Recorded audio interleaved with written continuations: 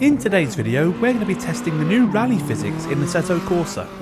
And by physics, I mean that within Content Manager, there's now a new setting called Surfaces FX. And what this does is add more surface types for circuits. And the main one we're going to be looking at today is gravel. Assetto Corsa has been out for a long time, and it's well overdue really good rally physics. So there are actually a couple of cars that have been specifically made with these new surfaces in mind. One of them being the Toyota Yaris WRC car. Also, please make sure to subscribe, it really helps me out, thanks guys.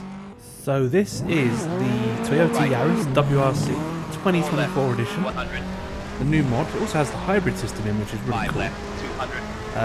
Don't know exactly how it works, I've not really looked at it, but we've also got pace notes, as you'll see. It's one of the apps you can actually download, and on the right hand side of the screen for Assetto Corsa.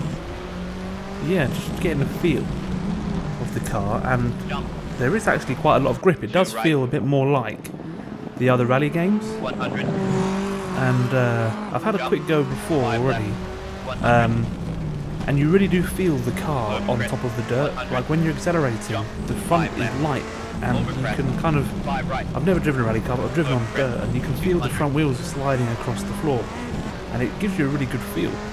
I'd actually say it's really quite difficult, especially to go fast. I'm obviously not a very good rally driver, I'm just trying it out, but it does feel like a little bit like a Richard Burns rally type experience. Like, it is really difficult to drive fast, and the way you can use the handbrake and the way you can use the brakes and the throttle and throwing the cars into the corners, it does feel very realistic, and I'm actually really surprised at how good it feels.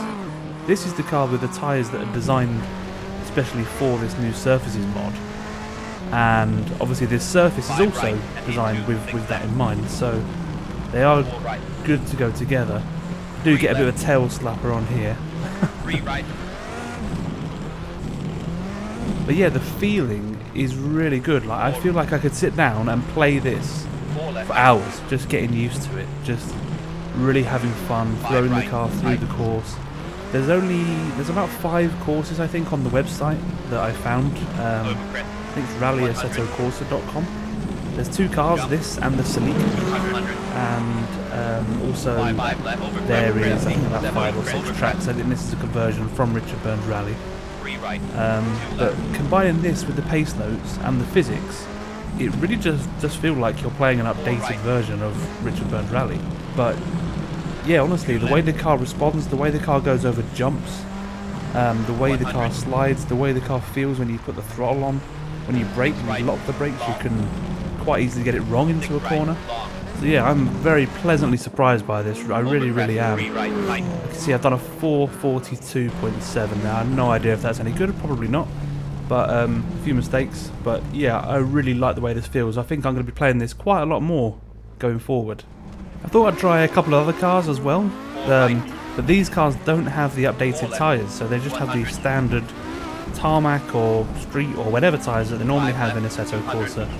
So this is the Audi Quattro, sounds so good. I love the 5-cylinder noise of this car.